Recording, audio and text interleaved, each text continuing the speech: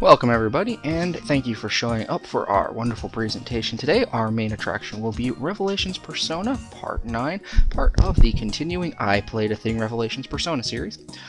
In Part 8, we had left our happy group of very confused characters, as they met back up with their friend Mary, who seems to have no idea what in the bleeding heck is going on, and apparently a demon wants to eat them.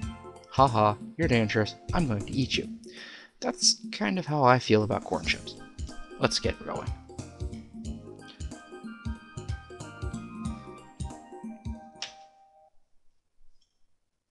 Now,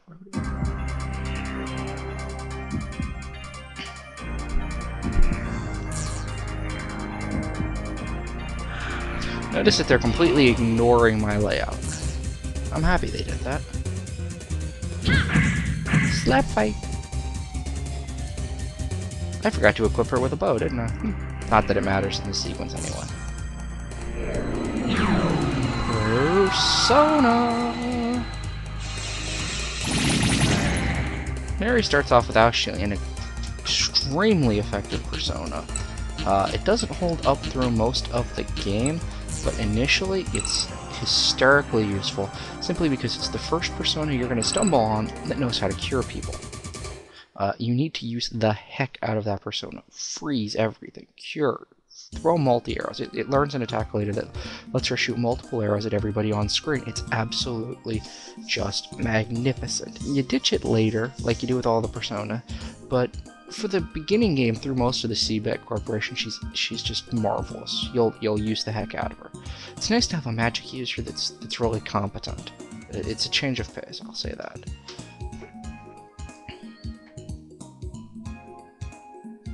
Thank you, Nativepedia.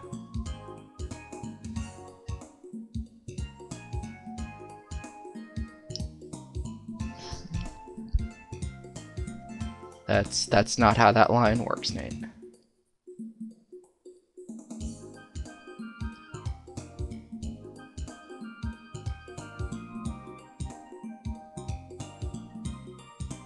Okay. And of course it's reset the form again, so we'll fix it. Now, because I forgot to actually equip her with everything I needed to, I'll pop in here and do it. All maximum. Ugh, I hate that button. All maximum picks the best equipment that you can possibly get for a given character and puts it on them. It always goes for the highest statistics. It's kind of dumb in that aspect, and I did that wrong. Mary needs to be equipped with the bow at all costs. She's just too effective otherwise to not. And you won't use her pistol with anything. It's actually extremely strong. It's just not something she should do very often. Wrong direction. There we go. Alright. Now, from here, the police station is a pretty substantial walk. So, to spare you all staring at me as I roam across the landscape, I'm going to just walk over there with the recording stopped. We'll be back in a minute. Alright, here we are arrived at the police station via a wonderful localized warp zone. Thank you, Mario, for installing that for me. Along the way, what you missed was me having Nate shoot himself repeatedly in the face and die. Enemies that reflect bullets, pain in my ass. Here's the police station. It doesn't look like there's much policing going on. If there's anything I learned from Resident Evil, police stations are about as safe as oubliettes and jumping into meat grinders.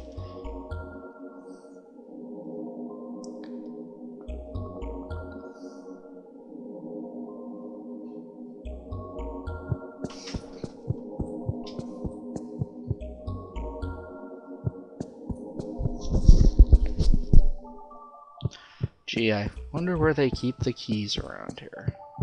Maybe in the big box marked keys.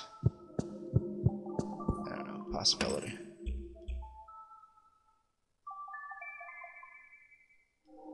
Okay.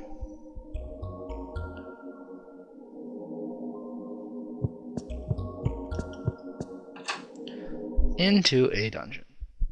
Now, if I'm remembering correctly, yeah, they've already corrupted the police station.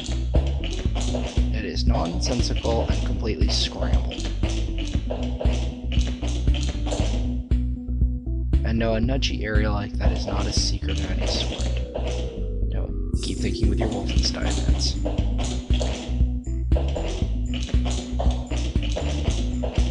This one is a little bit more complex than the St. Herman, or not the St. Herman School, than the hospital. A few more floors, a few more tunnels.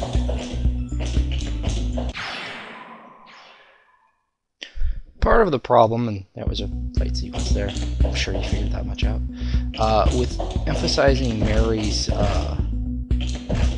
persona a lot, using them a lot, experience in this game is distributed more to people who actually kill things. So in other words, if you strike the final blow and kill something, you get more experience than the person who may have done damage but didn't actually get the kill. It actually may even be scaled by the amount of damage you've done. I'm going to kind of let this fight run while I talk about the system to show Mary off. Part of the problem with that theory is that people like Mary, who quickly get huge, broad, multi-hit abilities, and Nate, who can pop people off with multiple shots of his rifle, is that they develop levels very quickly. And in the other game I'm playing, where I'm much further ahead than this, there's actually a great glaring dysynchronicity between Mary and the rest of the party. She's at least 6 levels ahead, simply because she has constantly used her personas heavily to sort of buff her up. It's useful, and it's great to have a character who's that far ahead of the game. I can't use chill here because unfortunately these guys absorb it. For creatures that carry big torches around, you would think absorbing fire would not be their big gimmick, but you would be wrong. They absorb fire and give themselves back the hit points, or absorb ice rather. So, yeah, not a useful tactic to freeze them. The fight's just about over. You can get cards at this point in the game by doing the contact game, but without a lot of characters, it's very difficult to get cards, and losing experience at this point in the game, since you get nothing for the fight, is kind of a pain in the butt. Notice the P level, that's actually your persona capability level, not your personas level. Getting that higher is actually extremely useful because there's a lot of enemies that won't talk to you or won't deal with you or won't give you anything unless your persona level is high enough to actually attract them. That's going to lead around to the stairway. I want to see if there's another room over here. Welcome to my dungeon exploring theory class. I believe in poking in every corner because things are there. There may be rooms where there's actually awesome stuff. I'm going to cut out of this battle. Oh, zombies. So I'll be back at the end of it. Okay, that fun is over. Mary got a level out of it. This is good.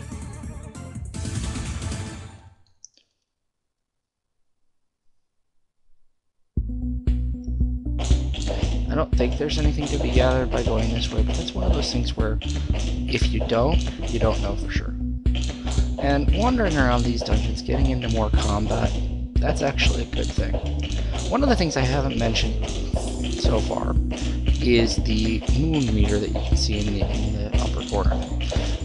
The moon constantly cycles as you're playing between new moon and full moon, reflecting the cycles. It's actually a lot faster than it would be in the real world, but this isn't necessarily the real world anymore. The moon actually dictates certain events. Some persona are stronger during certain moons, some abilities work much better, some characters gain huge amounts of improved ability when moons shift around. So it's not necessarily something you have to pay scathing huge amounts of attention to, but it is very, very, very important sometimes.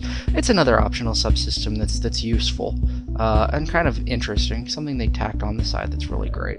Okay, we're approaching the 10-minute mark directly here, and this is actually the jail cellar run. This is a very short dungeon, so when we come back, we're going to pull Mark out of his predicament and find out what happened to Joker Boy Brad. See you in a few.